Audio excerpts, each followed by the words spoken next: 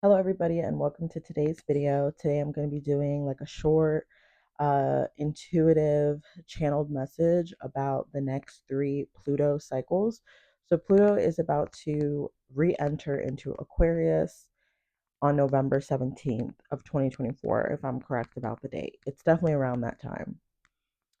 And then it'll be there for 20 years until 2044. And then we are going to have Pluto in Pisces from 2044 to 2068. And then we're going to have Pluto in Aries from 2068. I forgot the ending date, but it'll enter into Aries officially in 2068.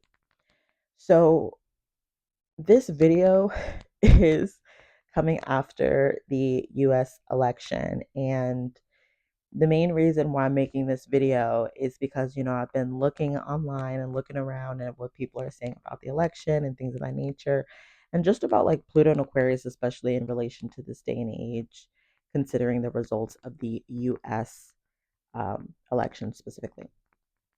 And yeah, so Pluto and Aquarius, right? What is Aquarius? It's a fixed air sign.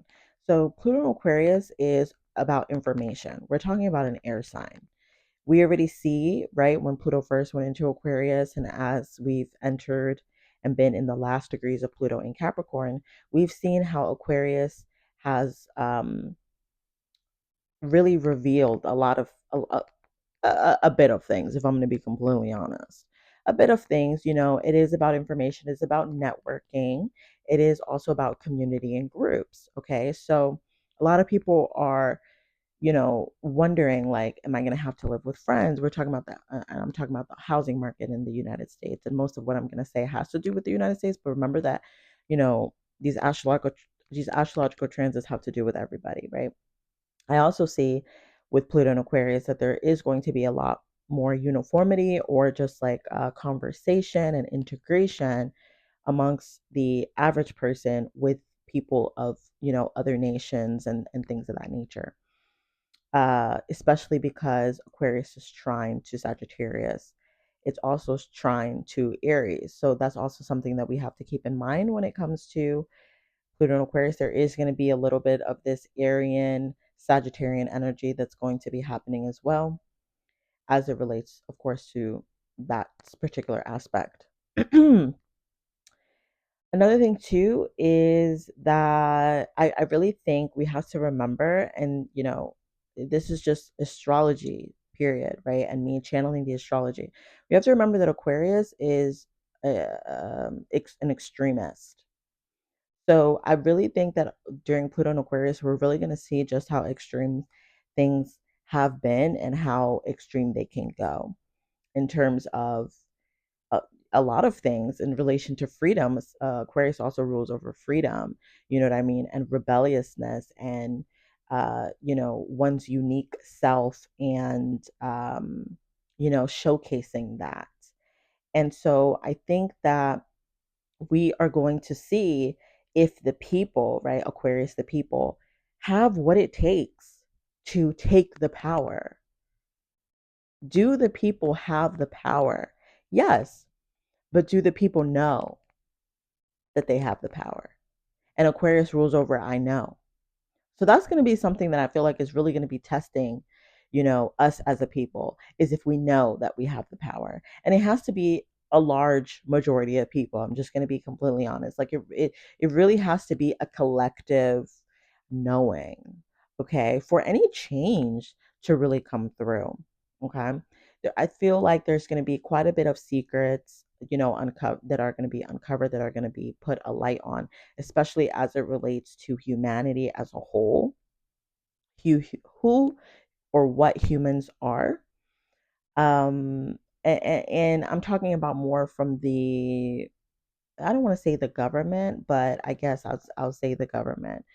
And there's going to be a lot of information that comes out about who we are. Of course, we know we've already seen right when Pluto went into Aquarius, or like a little bit before, there was already like information about like UFOs, or what are they calling it, UAPs, and things of that nature. Space Force, that has been a thing since. a little bit before Pluto was in Aquarius, but still that's going to be ramped up too. Definitely like space travel, things having to do with space, Star Wars, if you know.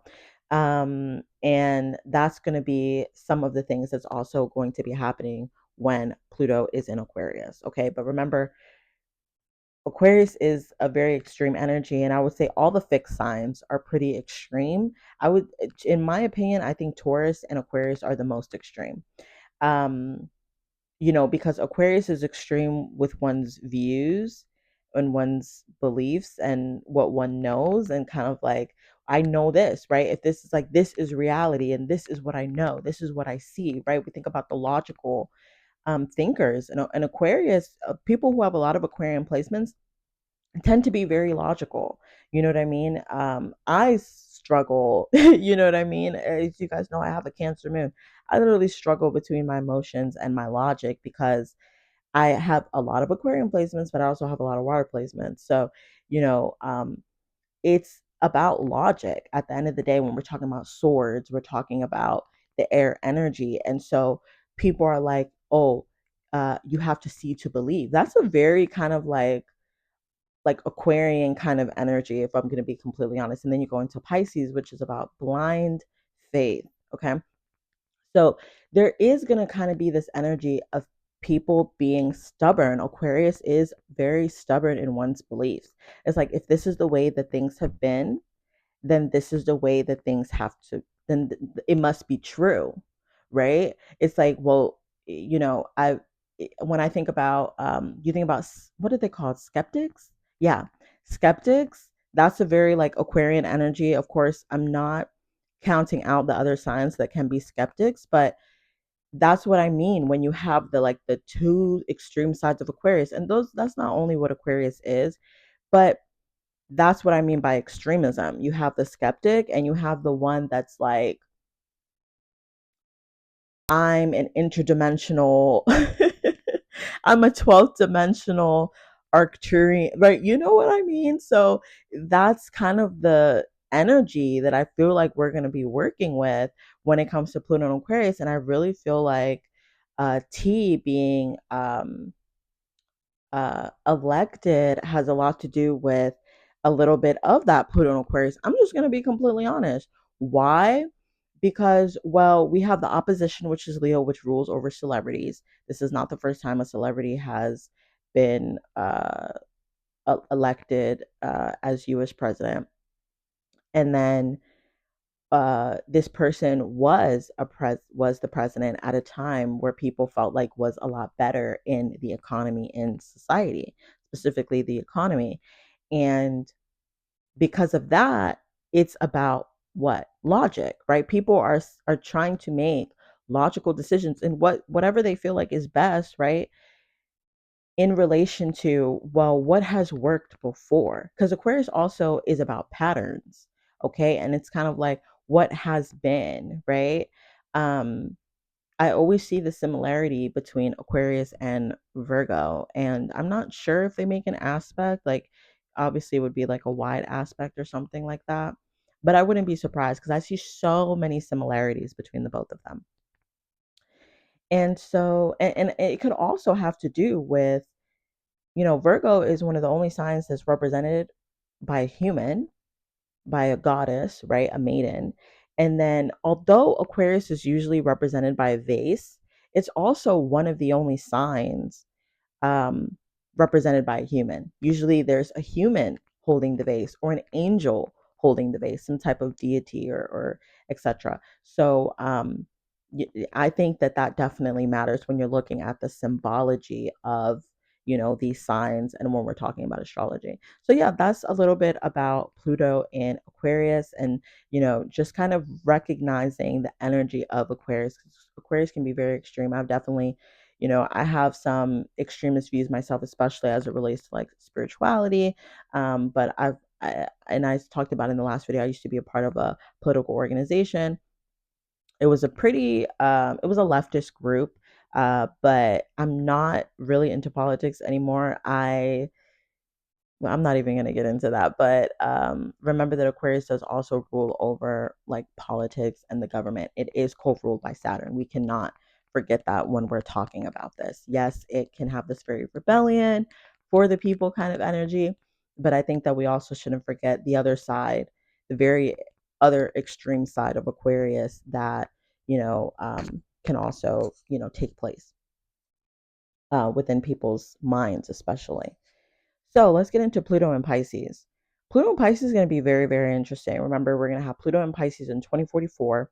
And I think that Pluto and Pisces is going to have a lot to do with um, getting off of the drugs, if you catch my drift. So, what I mean by that is, if you didn't already know, a lot of society is like under a spell. If you think about like Once Upon a Time, the show on ABC, that's literally how I see reality.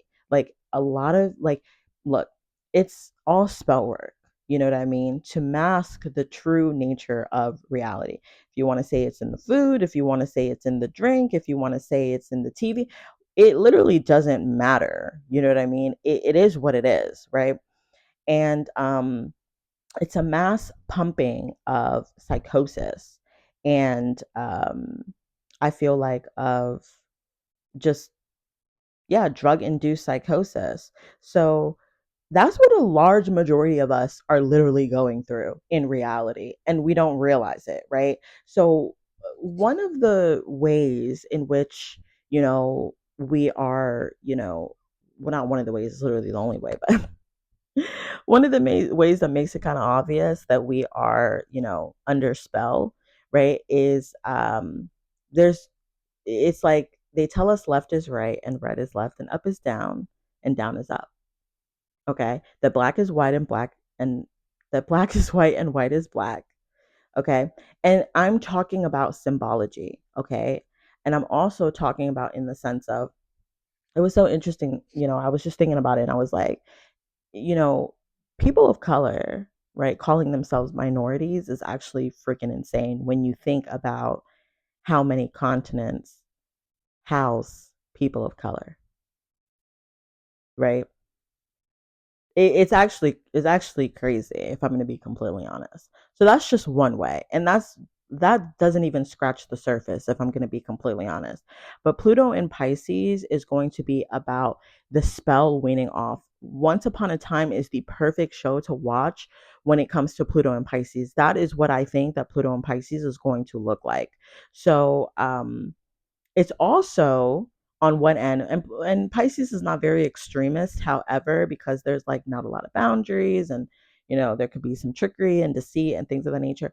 I too wonder if Pluto and Pisces is also, the question is going to pose, do people want to get out of the spell? You know what I mean? When I think about like agents who work for, you know, keeping people asleep, you know what I mean? It's kind of that energy that I'm getting. It's like you're gonna have one side of that, but I feel like mostly it's gonna be people waking up. That Pluto and Pisces is really good because remember, Pisces rules over sleep. So a lot of people think that people are gonna wake up in Pluto and Aquarius. I really think that, yeah, of course, like people have constantly been waking up since there's people who were born woke. Okay, let's talk about that. So, of course, I definitely think that a lot of people are going to wake up in Pluto and Aquarius, and I definitely like, and I encourage that. Like, what the hell? I'd be fighting agents in my sleep. Like, what?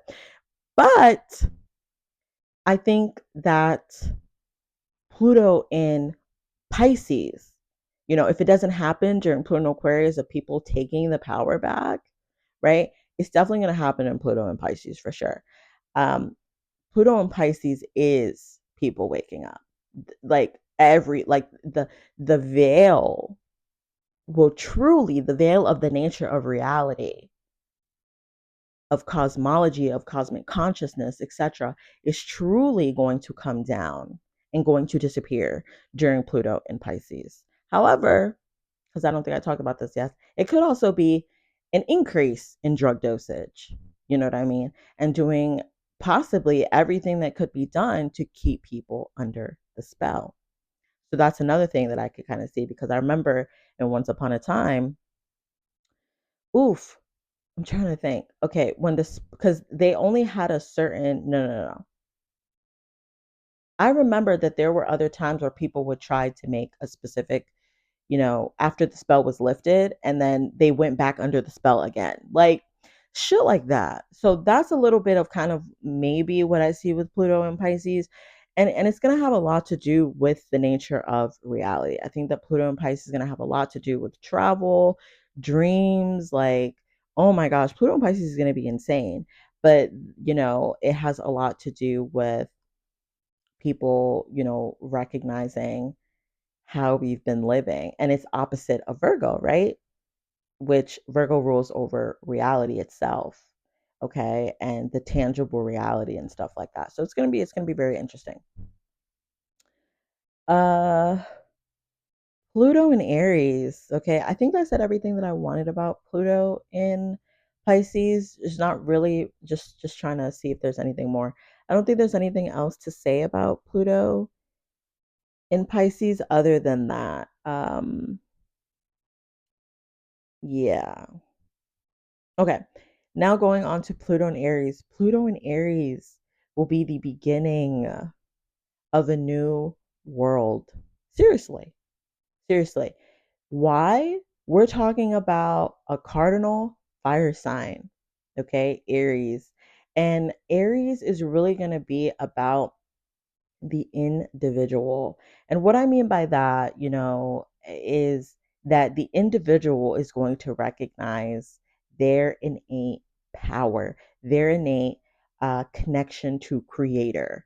We are going to be living a life that some of us can only dream of, living a life that some of us have only seen in the movies. And the movies can only capture so much of the energy of what it means to truly live in tandem with the true nature of reality. So, Aries is going to be a monumental time. And don't worry, right? Some of you guys might be watching this and might say, oh, I'm going to be 80 or I'm going to be 70 or I'm going to be 90. Like, that's not going to matter because when the veil is lifted and we see behind the curtain, right? And it's beyond seeing behind the curtain, right? It's seeing the stage itself. It's recognizing that you're in a theater. You know what I mean? Look, I told y'all we can go Pisces if you want. Pluto and Aries, okay? People are finally going to live life the way it's meant to be lived. No fear of death, okay? I also feel like okay, no. I don't want to go back. I just want to make it like, okay, no fear of death, okay, and recognizing what death is and what transitions are from the material plane to other planes of existence, okay. um it's going to be a transformational time for the individual in relation to cosmic awareness, relationship to source, relationship to the creator, okay. Pluto and Aries is going to be a monumental time. I cannot say that enough. And we don't have to wait. Okay, that's another thing too. We don't have to wait. But this is just collective energies, okay? And this is just a transcribe of kind of how I see things intuitively happening. But of course, all of these things are dependent upon our own, spiritual practice, our own spiritual knowings, and our own spiritual work at the end of the day, because it really just goes back to like, are the people ready? Have the people recognized what is happening in front of them, what has taken place? You know what I mean? And then we'll really see some change. It is a collective effort, as much as sometimes, you know, it sometimes it can kind of suck to hear that. Because you're just like, why is everybody not where I'm at? That's another very Aquarian kind of like question. And whoa, why is everybody not woken up? How can everybody not see? Right? How does everybody not know? It's like it's so obvious, right? But this is the thing, and one of my Leo, is she a Leo? Yeah, one of my Leo acquaintances really, she really put it down for me to understand. She said, everybody has a role to play. Everybody. And yeah, that's basically what she said. Everybody got a role to play. We all are involved in getting our act together and helping Pachamama, right? Recognizing what's happening, uplifting each other, being a part of community. We all have a role to play. Not one person more than another, not one person less than another. We are all involved in recognizing what's happening. Yeah. Another thing as well that just came to mind was about Pachamama. So, uh, yeah, she wants her turn in this. Pluto in Pisces, I believe, is going to, because again, it is opposite Virgo, it's also trine Taurus and Capricorn. Yeah. So there's going to be a lot of energy with Pluto in Pisces as it relates to Earth, because again, the veil will be lifted and we're finally going to know Pachamama for who she is. You know what I mean? And we're going to be able to appreciate her. We're going to be able to work with her, right? Interdimensionally, etc., etc. Get to know the true lore of this planet. Okay. I think that that's more towards Pluto in Pisces. I think that, if I'm going to be completely honest, Pluto and Aquarius, just kind of touching on Pluto and Aquarius a little bit more, is really going to be it's an introductory phase, right? Um, it's going to be an introductory phase, basically. So that's all that I have for you guys today. I hope that you guys enjoyed this video. If you guys have any comments, questions, concerns about, this Pluto cycle that we're about to go into, specifically these next 3 signs, let me know what you think. Yeah, Pluto and Taurus is going to be crazy too, but that's another time for another video. All right, bye, you guys.